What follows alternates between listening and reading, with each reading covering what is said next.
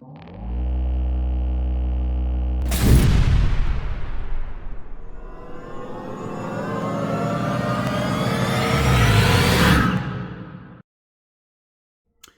morning, and welcome back to another episode of the Mysticism Decoded Podcast. This is the second ever episode, and if you didn't catch the first one, I just wanted to highlight that for you real quick.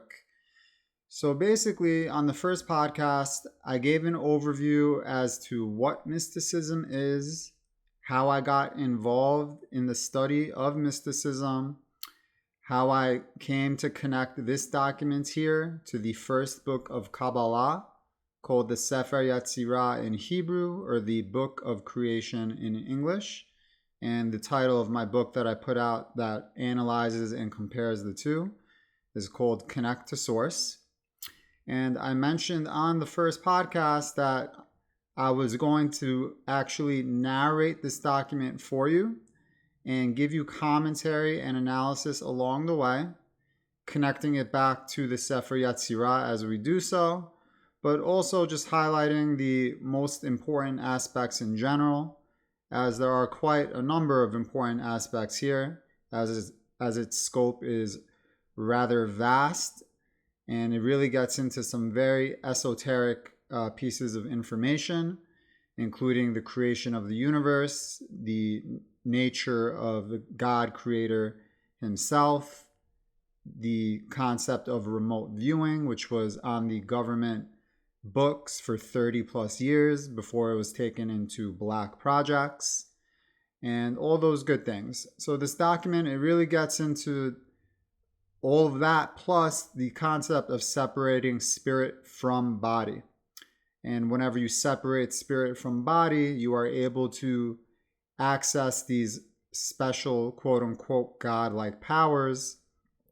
And it all has to do with being able to raise your vibrations to a certain level, which the document breaks it down into different focus levels. So the different focus levels are essentially different power levels, and it corresponds to the level of speed of your vibrations. So without further ado, I wanted to get into narrating this document for you. The narrations are going to be broken up into a number of different podcasts, and at the end of it, I will combine them all together and put out a master complete audiobook. But let's start with section 1 now, and the goal is to get through section 6, and the following podcast after that will pick up with section 7. So here we go. To set the stage, we have Lieutenant Wayne McDonnell. He is writing this document, addressing it to his commander, as he has been tasked with researching and understanding what the Gateway Experience is, which is a program that was put out by the Monroe Institute. And he worked specifically with a scientist named Yitzhak Bentov on this document, who is an Israeli super scientist, also the father of the Israeli rocket, which is another story. But between Bentov and a number of other scientists, psychologists, etc., he was able to put together this fantastic document. And I just want to say, how lucky is the world that Lieutenant Wayne McDonnell is the individual who was tasked with this, because he did such a fantastic job in putting this document together. I really can't imagine a better individual to have worked on this for us. All right, so let's get into it now. Section 1.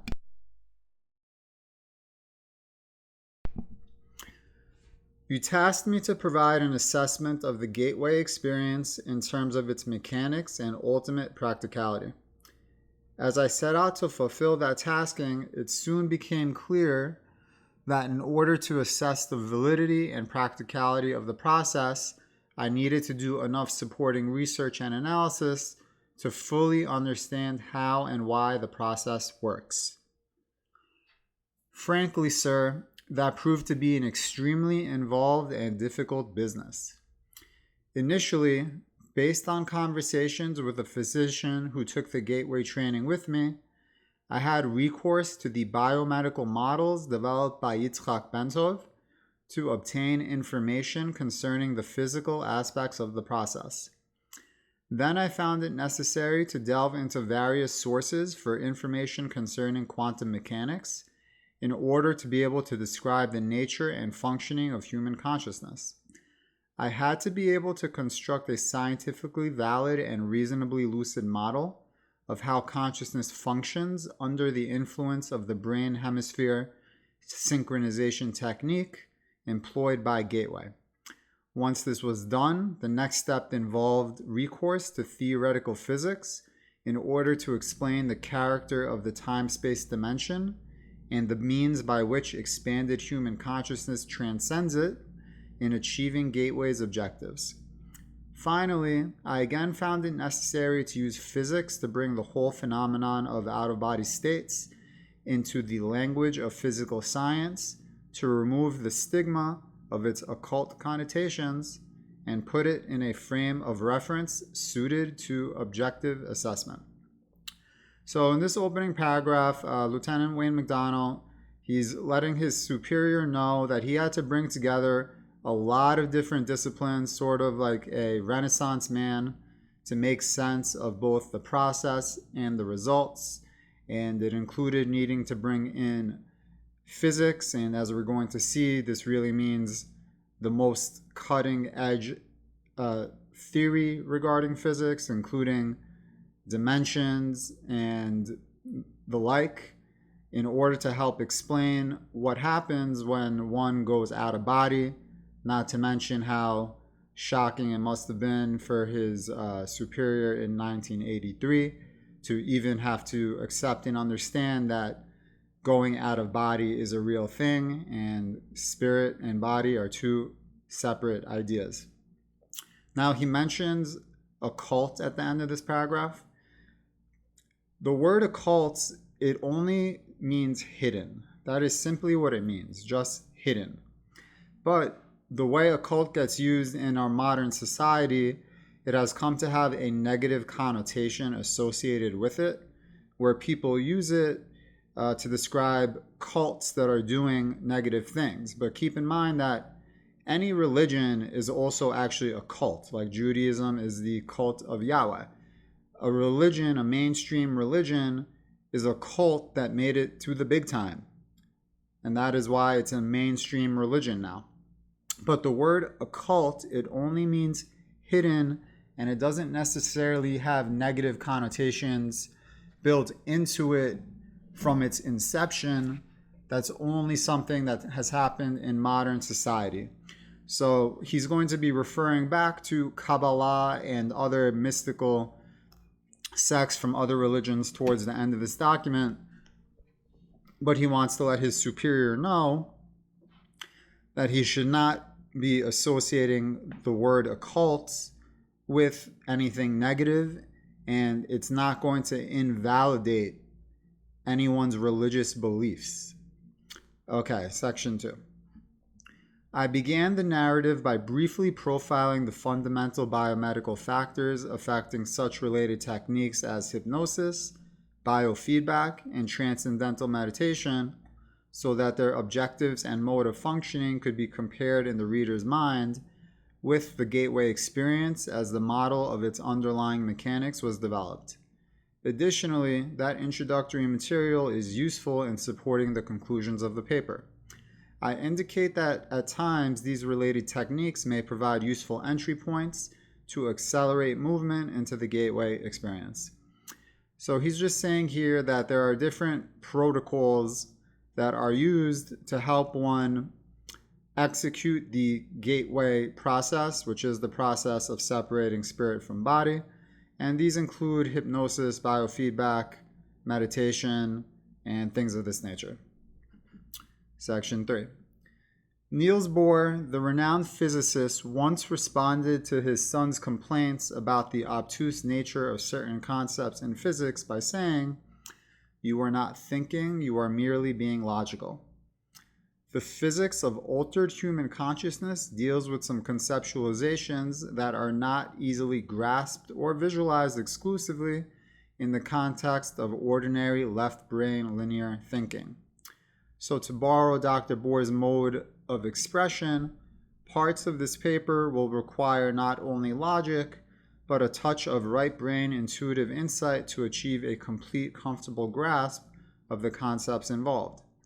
Nevertheless, once that is done, I am confident that their construction and application will stand up to the test of rational critique. So what Lieutenant McDonald is saying here is that you can't just think with your left brain, your analytical, linear thinking brain, and think that you're going to grasp the ideas and implications of this paper. You need to open up the right side of your brain, which is the artistic, holistic, more creative side, and be open-minded in order to really put everything together.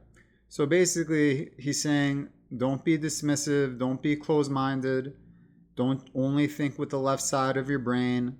You're going to have to be creative, artistic, and open-minded to really understand everything I'm about to tell you. Because if you just try to think like a logical, analytical person, you're not going to believe what this paper puts forth. So he's trying to put him in a state of mind that he's ready to accept the results of this document. Section 4.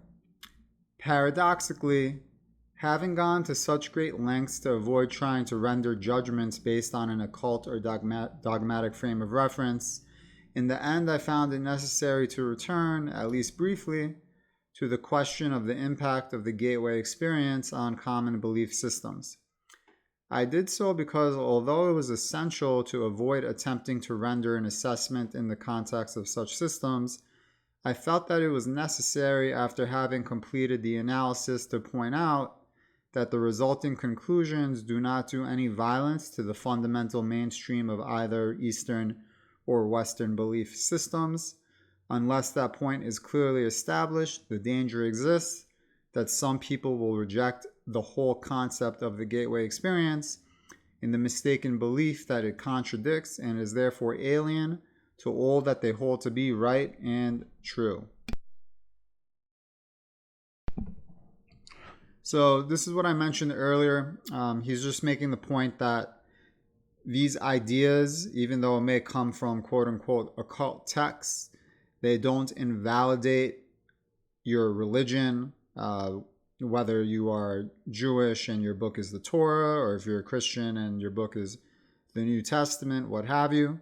So he wants it to be known that you can accept these points that come from occult texts, and it doesn't mean that you don't believe in your religion anymore.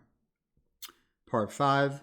This study is certainly not designed to be the last word on the subject, but I hope that the validity of its basic structure and of the fundamental concepts upon which it is based will make it a useful guide for other USA INSCOM personnel who are required to take the gateway training or work with gateway materials. So this document, it's being commissioned as a research paper so that further personnel in the future are able to take the gateway experience training, and essentially what the government really wanted to use it for is something called remote viewing or psychic spying, which we'll get into in this document as well. It has its own section. But keep that in mind that is why the document was commissioned in the first place. They knew it was real. They knew that actually in Russia they were already doing it before the US. They were looking to catch up. And that's why this document was commissioned, for the purpose of remote viewing, psychic spying. Let that sink in for a moment. It is real. This was on the government books for 30 plus years before it was taken off the books into black projects. Quote unquote, they said it didn't work anymore. But let me just remind you that even in inept, inefficient government, it does not take them 30 plus years to realize that something no longer works. It was taken in-house, off the books, and if you think differently, please let me know. I have a bridge to sell you. So even though I called these sections, this is really more of an introduction. Section 1 is really going to start here now, as this point 1 is titled Introduction. So that was just a letter to the commander to get him in the right state of mind. And now the real business starts here. I want to give you guys a heads up that the first 17 sections are really rather technical. It gets into the biomedical model quite a bit. So it's a little bit more tedious compared to whenever we get to section 18 and on, when things really take off and really get exciting. Not that the first 17 sections are not exciting or very interesting, they still are, but this is going to be more of a class compared to section 18 and on. So I like to say here, if you have a coffee machine, go fire it up, get yourself a coffee. You like espresso, this is a good time to have your espresso. Wake yourself up a bit, and here we go with the introduction.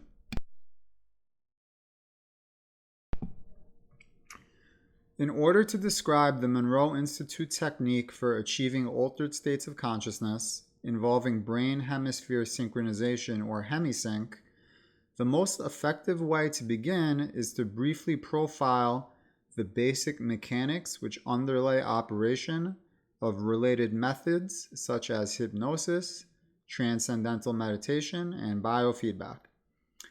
It is easiest to effectively describe what gateway is by beginning with a short description of those associated techniques that share some common aspects with the gateway experience, but which are nevertheless different.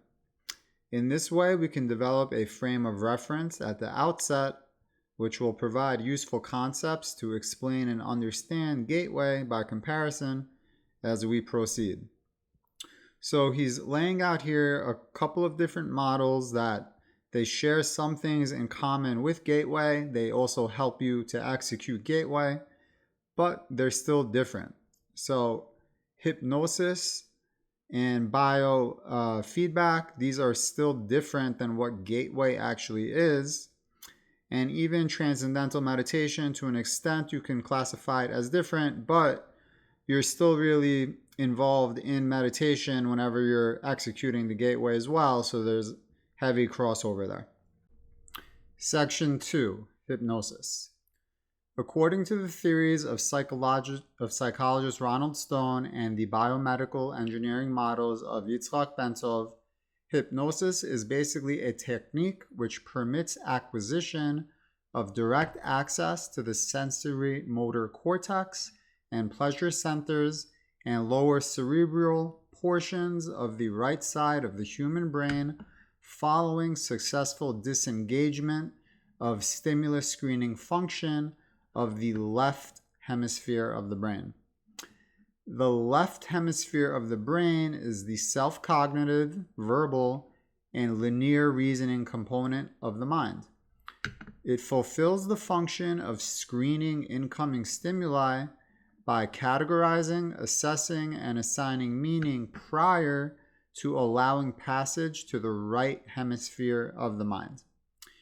So generally, the left hemisphere, it is screening, it is assigning meaning, it is sort of like a judge before it passes information on to the right hemisphere of the brain. But in hypnosis, what we're talking about here, it's going to change that function. The right hemisphere, which functions as the non-critical, holistic, nonverbal, and pattern-oriented component of the brain, appears to accept what the left hemisphere passes to it without question. Consequently, if the left hemisphere can be distracted, either through boredom or through reduction to a soporific semi-sleep state, external stimuli, to include hypnotic suggestions, are allowed to pass unchallenged into the right hemisphere, where they are accepted and acted upon directly. So basically, the idea of hypnosis is to put the left hemisphere of the brain to sleep somewhat, so that it is not screening, it is not assigning meaning to information before it passes on to the right brain, where the right brain is going to accept the information without question regardless. So basically, the left hemisphere of the brain, it's also comparable to like a security guard. But hypnosis puts that security guard to sleep so that it can't do its job the way it would normally do it. The result may involve an emotional reaction originating in the lower cerebral region, sensory motor responses requiring involvement of the cortex, and so on. Both the sensory and the motor cortices of the right cerebral portion of the brain contain a sequence of points known as the, and I'm sure I might butcher this word, homunculus, which corresponds to points in the body. Stimulation of the corresponding area on the cortex causes intermediate response in the associated portion of the body. Consequently, induction of the suggestion that the left leg is numb, if it reaches the right hemisphere unchallenged and is referred to the appropriate area of the sensory cortex, will result in an electrical reaction being generated that will induce the feeling of numbness. So basically, as an example, he's saying if you're able to put the left brain to sleep, and now you're passing on information to the right brain that your leg is numb, your leg is going to have a feeling of numbness as a result of these different interactions that are sort of like, dominoes. One thing leads to another. But long story short there, left hemisphere is asleep. You pass on whatever information you want, and the right brain is going to accept it, and the result is going to be produced. First example is leg numbness. Similarly, the suggestion that the person is experiencing a general feeling of happiness and well-being would be referred to the appropriate pleasure centers located in the lower cerebral portion or in the cortex of the right hemisphere, thereby inducing the suggested feeling of euphoria. So second example, we're telling the right side of the brain you are in a euphoric state. The left side of the brain is asleep. It's not doing anything to interfere with that. Lo and behold, you're now going to have a sense of euphoria. Finally, suggestions such as one that informs the hypnotic subject that he enjoys enhanced concentration or powers of memory would be responded to in the right hemisphere by accessing unused information storage capacity normally held in reserve as a result of left hemisphere selection and control processes. So third example, if you're passing information to the brain that you have greater ability for concentration and greater ability to access memory, you're going to have that. So in pop culture, we often associate hypnosis with being able to bring about the remembrance of experiences or information which the subject does not typically remember while they are not in the state of hypnosis. So why is this real? It's because when the left brain is asleep, the right brain will act on information unimpeded, basically anything you tell it, including the ability that you have greater concentration and memory recall, and it will be able to access these memories and information that it normally would not be able to. This aspect will become significant in the context of the gateway process when attention is given to examining the way that hypnosis may be used to accelerate progress in the early stages of the gateway experience. So this is saying that this last example is going to be very important in understanding how hypnosis can help you with the gateway process, which really means how hypnosis helps to accelerate the separation of spirit from body.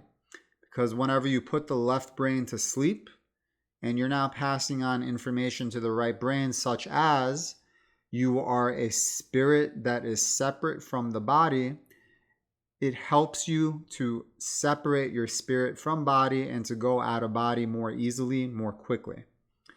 So, very important functions of hypnosis explained here. Section 3, Transcendental Meditation. On the other hand, transcendental meditation works in a distinctly different fashion.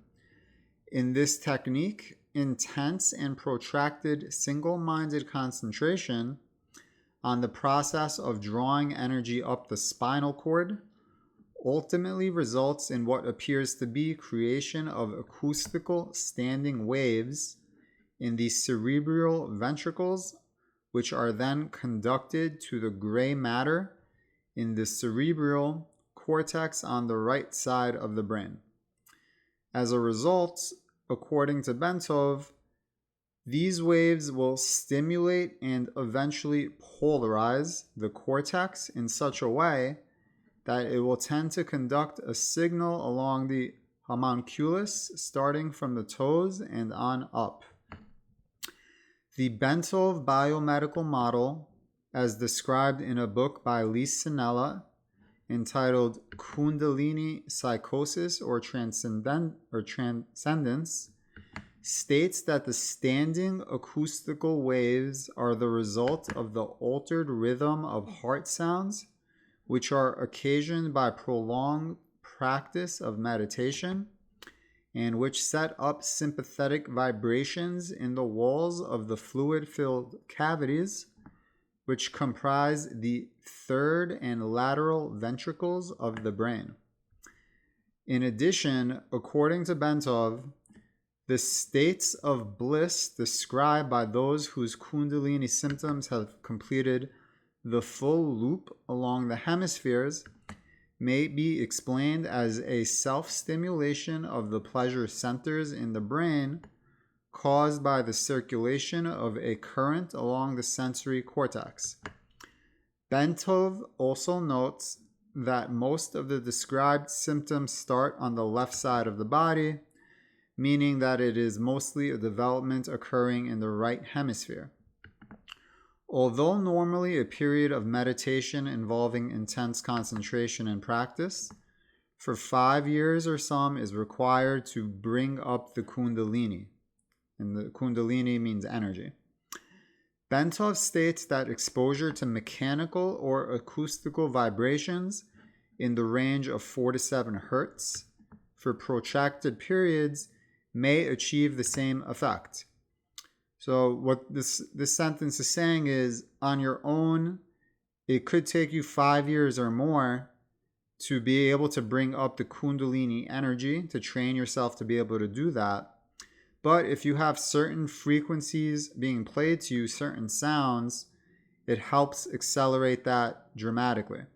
And he's listing 4 to 7 hertz as the specific frequencies involved here. Bentov cites as an example repeated riding in a car whose suspension and seat combination produced that range of vibrations, or being exposed for long periods of time to these frequencies caused, for instance, by an air conditioning duct. He also notes that the cumulative effect of these vibrations may be able to trigger a spontaneous physio-kundalini sequence in susceptible people who have a particularly sensitive nervous system. So that was a pretty technical paragraph. I don't really think that I can do any justice by trying to explain it further. But one of the main takeaways from the paragraph is that on your own, we're talking about 5+ years of training. But with frequencies, sound being played to you, we are able to dramatically accelerate that learning curve. All right, section 4, biofeedback.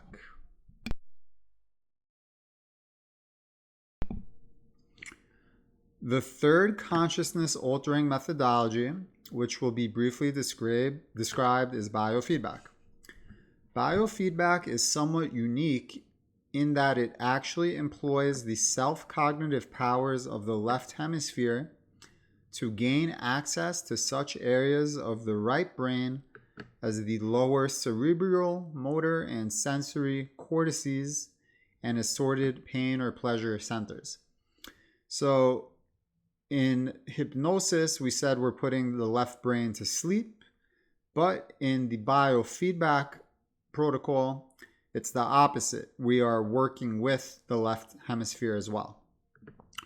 Instead of suppressing the left hemisphere as is done in hypnosis, or largely bypassing and ignoring it as is done in transcendental meditation, biofeedback teaches the left hemisphere first to visualize the desired results, and then to recognize the feelings associated with the experience of successful right hemisphere access to the specific lower cerebral cortex, pain or pleasure or other areas in the manner needed to produce the desired result. So what this is saying is we're using the left brain to visualize that basically what you wanted to achieve has already occurred, and now the right brain is essentially accessing the results of having done that. I think that this is actually a very important topic and concept, because this is really what we're talking about whenever the masses are describing the technique of manifestation. So let's read this from the beginning again. I think it's worth it. The third consciousness altering methodology, which will be briefly described, is biofeedback. Biofeedback is somewhat unique in that it actually employs the self-cognitive powers of the left hemisphere to gain access to such areas of the right brain as the lower cerebral, motor, and sensory cortices and assorted pain or pleasure centers. Instead of suppressing the left hemisphere as is done in hypnosis, or largely bypassing and ignoring it as is done in transcendental meditation, biofeedback teaches the left hemisphere first to visualize the desired result, and then to recognize the feelings associated with the experience of successful right hemisphere access to the specific lower cerebral cortex, pain or pleasure or other areas in the manner needed to produce the desired result. Special self-monitoring devices, such as the digital thermometer, are used to inform the left brain when it succeeds in keying the right hemisphere into accessing the appropriate area. Once this is done, the left brain can then repeatedly instruct the right brain to reestablish the pathways involved so as to produce the same external, objective measures of success. So there is basically a positive reinforcement loop that is being created with this process, where once it is done the first time, the left brain can repeatedly instruct the right brain to reestablish the pathways involved so as to produce the same external, objective measures of success. So this is a positive reinforcement loop, and as we'll come to understand, manifestation in this holographic universe in which we live, it has much to do with your ability to focus on it deeply and to believe in it to the point where it's beyond belief. It's something you actually just know. So knowing is even stronger than believing. That is actually technical terminology that is used later on in this document. In this way, the pathways are strengthened and emphasized to such an extent that left brain consciousness is enabled to access appropriate areas in the right brain using a conscious demand mode. So it is saying with this protocol, when the pathways are strengthened, as described earlier, the left brain is able to access areas in the right brain on demand. So this is really essentially what you call the best of both worlds. And it is really seemingly the strongest protocol out of anything, in conjunction with, of course, going out of body, separating spirit from body, and raising the speed of your vibrations, which we will get to in this document as we go along. For example, if the subject wishes to increase the circulation in the left leg in order to speed up healing, he may concentrate with his left brain on achieving that result while carefully monitoring a digital thermometer connected to the left leg. When the concentrated effort begins to achieve success, the digital thermometer will register an increase in the temperature of the left leg.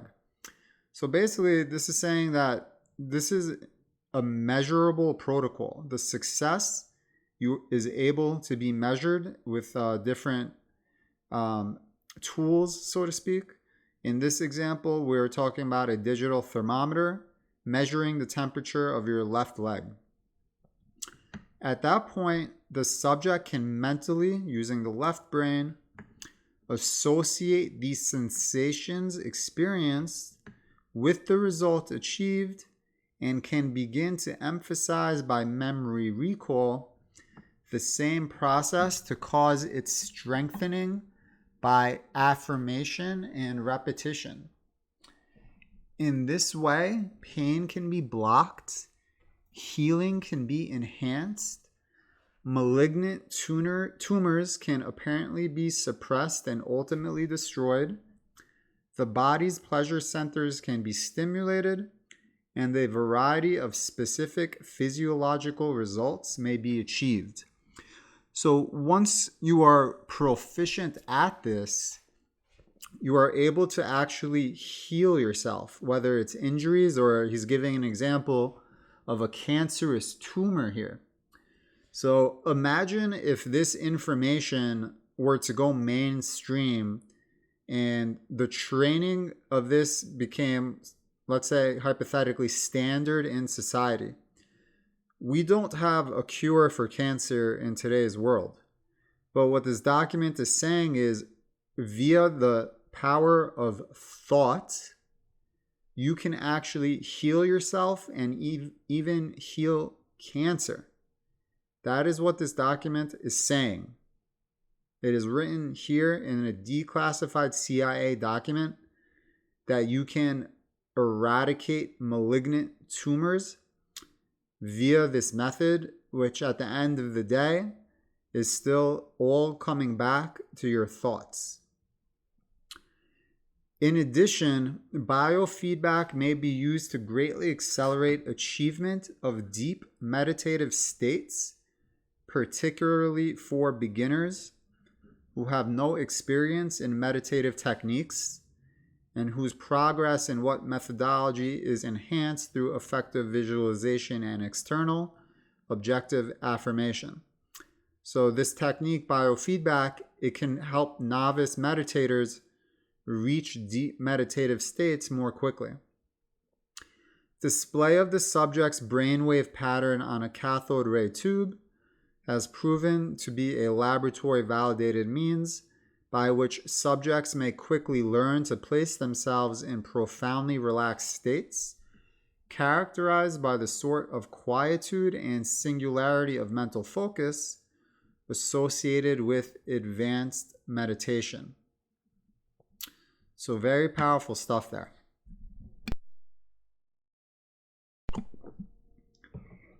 Gateway and hemisync. Now that we have briefly profiled the basic mechanics of the principal techniques for altering or expanding consciousness, which share some of the same objectives and or methods employed in the gateway experience, we may proceed to focus on what that technique actually involves. Fundamentally, the gateway experience is a training system designed to bring enhanced strength, focus, and coherence to the amplitude and frequency of brainwave output between the left and right hemispheres so as to alter consciousness, moving it outside the physical sphere so as to ultimately escape even the restrictions of time and space. So as we'll understand through as we go throughout this document, we live in a holographic universe that is made up of different dimensions. Time is one of those dimensions. Space is a byproduct of what we'll come to see is the confinement of energy, versus God, who is energy in a state of infinity, aka all potentiality. So whenever he is in an unconfined state, he is all places at once. There is no location. But whenever he confines his energy and assigns it a frequency, then it has a location. It is not in all places at once because it is confined. We talked about this a bit in the first podcast, and we're going to be getting into it more deeply in this podcast. But I just wanted to explain these first few sentences here and set you up for that. So hemisync, again, this is the process of putting the left hemisphere and right hemisphere on equal footing in terms of frequency and amplitude. And in doing so, we're setting the stage to be able to separate spirit from body. And whenever you do that and raise your vibrations quickly enough, you can escape the restrictions of time and space, enter these intervening dimensions, and access information and knowledge from those dimensions, and also interact with other entities in those dimensions, up until the point you reach the state of samadhi, which is a Hindu word, where you are merging your consciousness with the God consciousness. So these are all ideas and topics that we're going to get into as we go through this document, as they are explained in this document by Lieutenant Wayne McDonnell via his assistants with Bentov and others. The participant then gains access to the various levels of intuitive knowledge which the universe offers. So again, escape the restrictions of time and space, gain access to various levels of intuitive knowledge from the universe. So what differentiates the gateway experience from forms of meditation is its use of hemisync technique, which is defined in a monograph by Monroe Institute trainer Melissa Yeager as a state of consciousness defined when the EEG patterns of both hemispheres are simultaneously equal in amplitude and frequency. Although hemisync seems to be rather rare and of only short duration in ordinary human consciousness, Melissa Yeager states that audio techniques developed by Bob Monroe can induce and sustain hemisync with the Institute's basic Focus 3 tapes. She also notes that studies conducted by Elmer and Alice Green at the Menninger Foundation have shown that a subject with 20 years of training in Zen meditation could consistently establish hemisync at will, sustaining it for over 15 minutes. So if you are someone who is an expert in Zen meditation, it's giving an estimate example here of 20 years or so of practice. You can go into hemisync at will, versus if you don't have that, you need the assistance of the special tapes that are going to play the special sounds or frequencies. But you're able to sustain this level for 15 minutes plus, whereas if it ever happened during normal human consciousness, it's going to come and go rather quickly.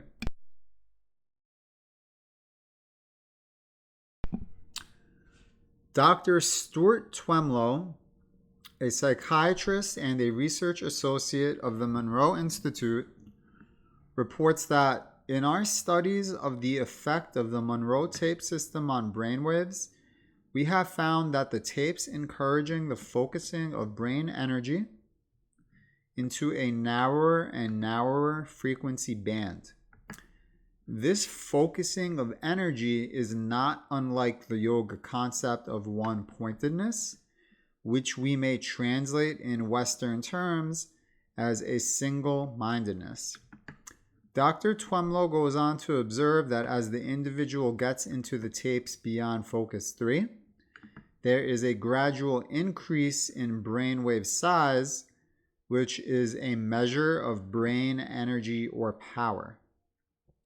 So as you focus more intensely, you gain more brain energy, brain power, and they also break this down into focus levels.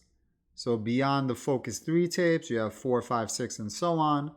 And as you focus more intently, you are producing more energy, as they call it, brain energy or brain power.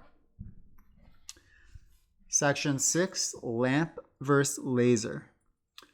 Melissa Yeager uses a metaphor to help clarify the process involved in the use of hemisync in the gateway experience.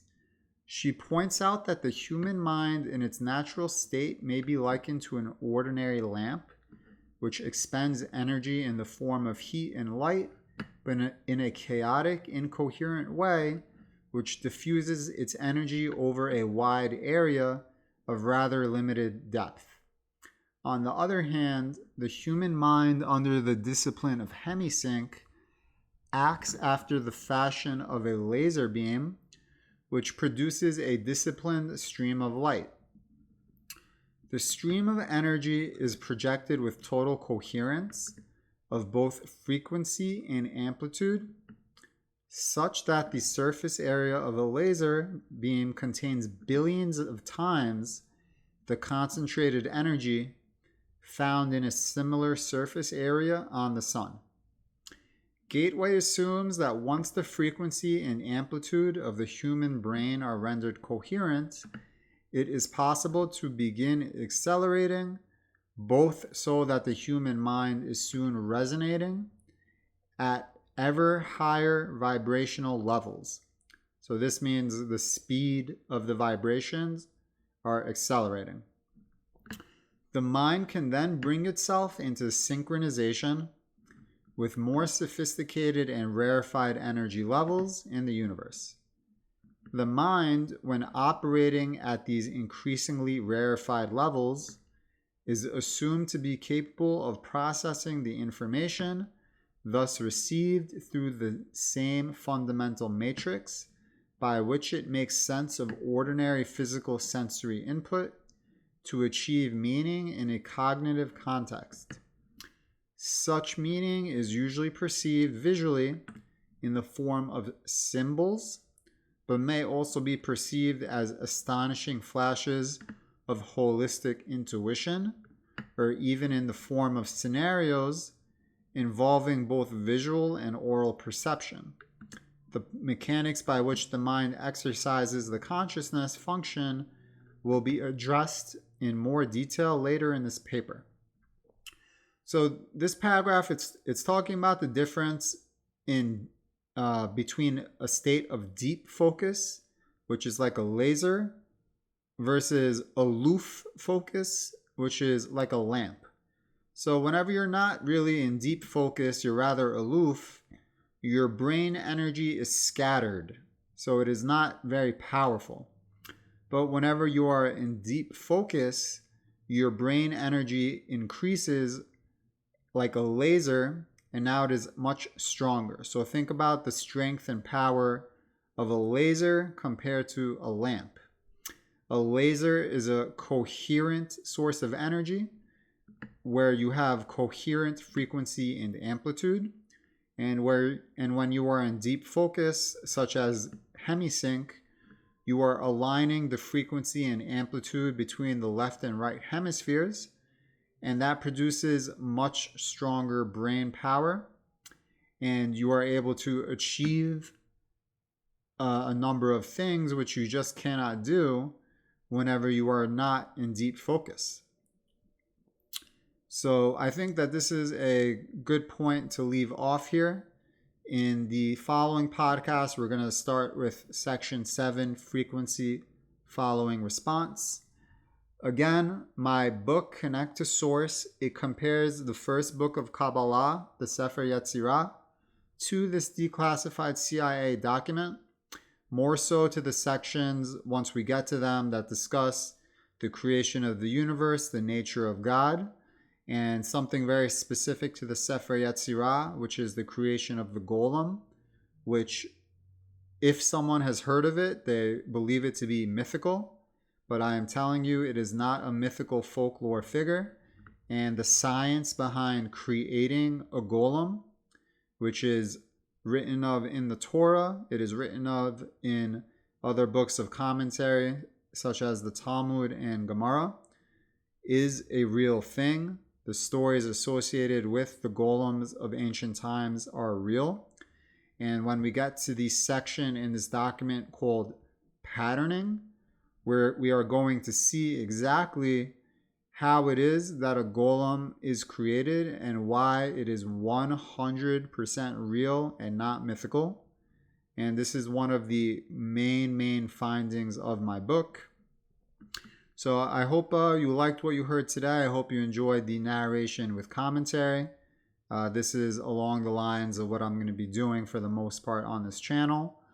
In general, I will also be writing Substack articles to analyze different portions of text, more so whenever I get to the point where I'm analyzing books of Kabbalah and Merkava mysticism and other ancient texts or mystical texts from other religions. For the gateway process, there's no need to have these additional Substack articles, but that's going to be a main component of the channel as well, in addition to audiobook narrations with commentary. So whenever I get to the Sefer Yetzirah and the other books, I do intend to create audiobooks for you as well with analysis. And this is the way I like to go about it. I like to sort of do a forensic audit level of research, which is not something you're getting from any other channel in with specific regard to books of mysticism, and especially explaining it through the context of modern science, modern technology, ideas that we get from the gateway process here, but also through the prism of ufology, accepting the work of Zecharia Sitchin and ancient astronaut theory and really building on that the Elohim of the Bible are actually Anunnaki, and God, the way you think of God, is this separate entity known in Kabbalistic terms as Ein Sof, meaning no end or infinite. And I submit to you, we are talking infinite consciousness, infinite creativity, and infinite speed of vibrations, which allows for a state of all potentiality.